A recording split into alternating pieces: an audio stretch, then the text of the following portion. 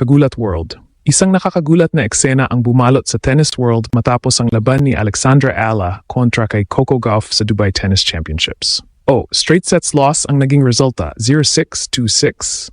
Pero ang tunay na sumabog, hindi ang scoreline, kundi ang eksena sa labas ng stadium. Pagkatapos ng laro, libu-libong fans ang naghintay para lang masilayan at mabati si Ala. Viral agad ang mga clips, siksikan, parang concert crowd, habang ang 20 anyos na Pinay ay game na game pa ring pumirma at ngumiti sa supporters. Sa kabila ng pagkatalo, siya ang naging sentro ng atensyon. Boom, isang patunay na may bit-bit siyang star power na lampas pa sa resulta ng laban. Sa loob ng court, ramdam ang experience gap. Si Gauff, isang established world number 4, agad ipinakita ang composure at bilis na nagbigay ng early dominance. Pero sa gitna ng pressure, nagpakita pa rin si Alex ng tapang. Ilang breakpoints na nagpasigaw sa crowd at mga rally na nagbigay ng spark sa laban. Hindi man sapat para baliktarin ang momentum, malinaw ang fighting spirit. Mas nakakagulat pa ang crowd energy. Kahit nasa Dubai, parang may home court vibe si Ala. May mga kababayang bumiyahe, may mga bagong international fans na nahatak ng charisma at grit niya. Sa social media, halo ang emosyon. May lungkot sa mabilis na resulta, pero mas nangingibabaw ang pride at pag-asa. Marami ang nagsasabing bihira ang atleta na kayang magdala ng ganitong klaseng audience impact sa ganitong edad. Sa global tennis scene, napansin ang Ala effect. Ang viral waiting fans moment ay nagpakita na may bagong mukha ang sport. Isang batang atleta na kayang maghatak ng bagong demographics at magpasigla ng crowd kahit hindi pa siya ang nasa tuktok ng rankings. Para sa mga underdogs, inspirasyon ito, hindi hadlang ang pagkakatalo mag-iwan na mao. Sa huli, panalo sa scoreboard si Gauff. Pero sa usapin ng crowd connection, global buzz at cultural impact, nagwagi si Alexandra Ala. Kinulat niya ang mundo, hindi dahil sa upset win, kundi dahil ipinakita niyang minsan ang tunay na lakas ng isang bituin ay nasusukat sa dami ng taong nananatili, kahit tapos na ang laban. Hindi natapos ang kuwento sa loob ng court sa Dubai Tennis Championships. Sa totoo lang, doon pa lang nagsimula ang mas malaking narrative. Matapos ang straight sets loss ni Alexandra Ala laban kay Coco Gauff, maraming nag-expect na tahimik na matatapos ang gabi para sa Pinay star. Pero kabaligtaran ang nangyari, mas lalong lumakas ang ingay ng pangalan niya. Habang si Gauff ay mahinahong umalis bilang panalo, si Ala naman ang naging sentro ng atensyon sa labas. Ang mga video ng libo-libong fans na naghihintay sa kanya ay kumalat parang wildfire sa social media.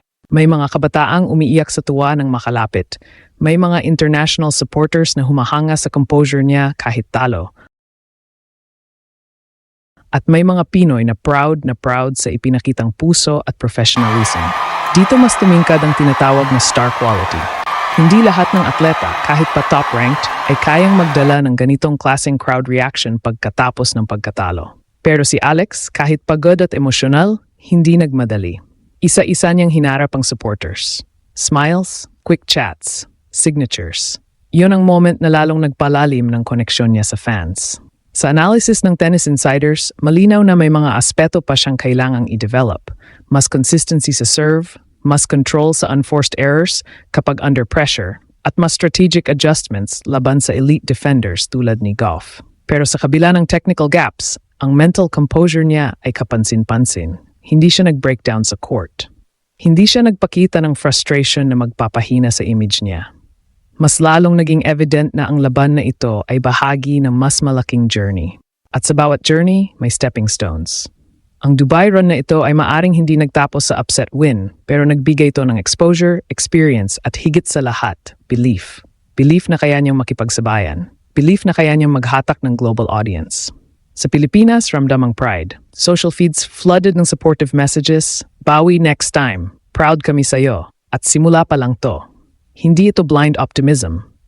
Ito ay recognition na ang presensya ni Ala sa ganitong stage ay milestone na sa sarili nito. Sa global tennis community, may mga nagsasabing si Ala ang fresh face na kailangan ng sport, isang atleta mula sa non-traditional powerhouse nation na kayang magdala ng bagong fanbase. At kung ganito nakalakas ang impact niya ngayon, paano pa kaya kapag mas tumibay ang laro at mas umangat ang ranking? Sa huli, ang tunay na sukatan ng isang rising star ay hindi lang trophies kundi trajectory. At kung pagbabasehan ang Dubai chapter na ito, malinaw ang direksyon, paakyat. Hindi man siya nanalo sa scoreboard laban kay Coco Gauff, nanalo siya sa puso ng marami. At minsan, yon ang mas matibay na pundasyon para sa mas malalaking tagumpay na darating. Isang nakakagulat na eksena ang yumanig sa tennis world matapos ang laban ni Alexandra Ala kontra kay Coco Gauff sa Dubai Tennis Championships. Kahit malinaw ang naging resulta, 0-6, 2-6 pabor sa world number 4. Hindi ang score ang naging sentro ng usapan, kundi ang matinding suporta kay Ala pagkatapos ng match. Sa loob ng court, ipinakita ni Gauff ang kanyang experience at composure. Agad kinontrol ang tempo ng laro gamit ang precision serves at solid baseline game. Nahihirapan mang makuha ang momentum, hindi naman nagpadayag si Ala. Nagpakita siya ng fighting spirit, lalo na sa ilang mahabang rally sa second set na nagbigay sigla sa crowd. Pero ang tunay na wow moment ay namatapos ang laban.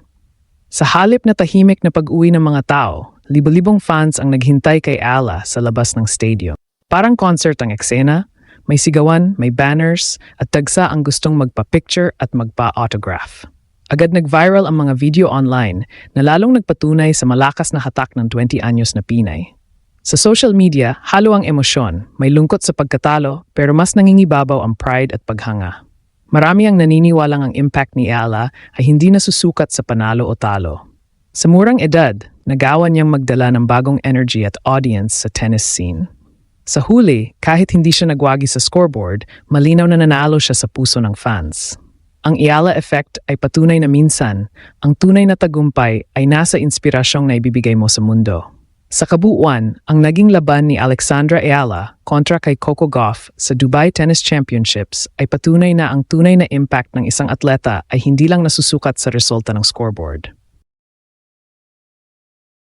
Oo, malinaw ang pagkatalo sa 0-6, 2-6 at ipinakita ni Gauff ang kanyang experience at dominance bilang world-class competitor.